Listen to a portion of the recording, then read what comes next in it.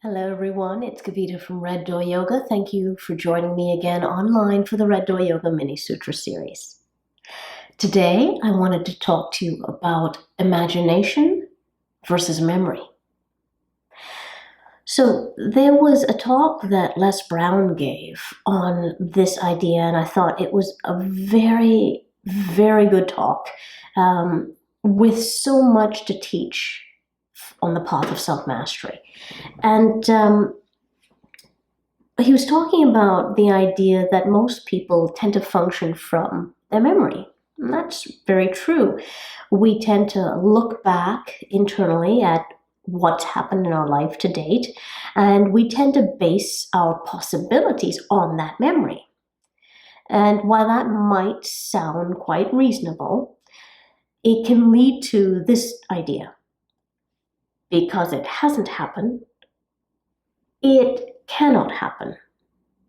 Because I have never been self-mastered, I never will be self-mastered. And hopefully when I put it this way, you start going, hang on, there's a problem there. Just because I haven't doesn't necessarily mean that I won't. And this is the failing of working from memory. That the mind believes that it can only get what it has already gotten. Now, in his talk, Les Brown brought up an example, and I want to share that example with you. The example is actually the 4-minute mile. I believe it was about May 4th or 5th in 1954 that Roger Bannister broke the 4-minute mile. Now, before this point that he broke that 4-minute mile, many people had been trying, including Roger Bannister. They've been trying over and over and over years. They've been trying and trying and trying. It actually became the generally accepted idea that human beings couldn't physically break the 4-minute mile. So the reason it was believed to be that case is because no one had ever done it. They tried, but no one had ever succeeded. So in memory, it had never been done. And therefore, working from memory, it could never be done. Roger Bannister had to work from his imagination, even though it had never happened. He had never done it. No one else he knew had ever done it. He had to imagine that it was possible. Imagine that it could be done, and he had to believe in that imagination more than memory. He had to believe that in order to keep trying, working at it, working at it, working at it. And then one day he broke it. Now, what's incredible in this story is what happens after Roger Bannister broke the 4-minute mile.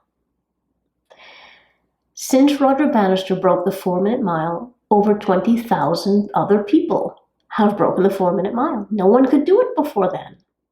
But once he broke it, it was like a floodgate just suddenly opened up. High school students have broken the 4-minute mile. Why? Well, it's because when everyone after Roger Bannister got onto the track, whatever track they were on, wherever they were, they knew that it was possible to do it. So now they could work from memory, the memory of him. And memory, working from memory is easy. Working from imagination is a lot harder. So he had the hardest job. Their job became infinitely easier because he had broken the 4-minute mile. And that's why all of a sudden we've got over 20,000 people who've broken the 4-minute mile. So when you are working towards your self-mastery, when you are working towards mastering these unhelpful patterns that you tend to go into within your relationships, with food, with whatever it is, I am going to task you to working from your imagination, not from your memory. See yourself as you wish to be and believe in it.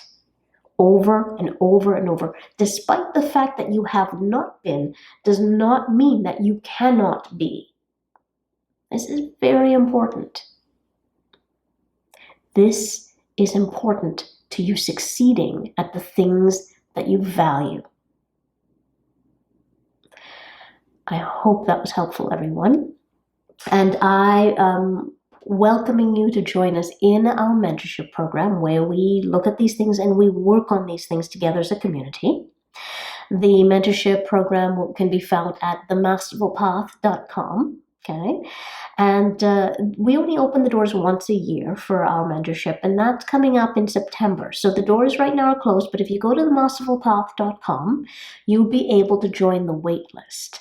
Just put in your email address and whatnot so that when the doors open in September, we will send you an email to let you know that those doors are open and that we are accepting new mentees. And then you'll see an outline and whatnot of our program, and we'd be happy to have you. I hope this was helpful, everyone. If you enjoyed the video, please do like the video. Please share it with others.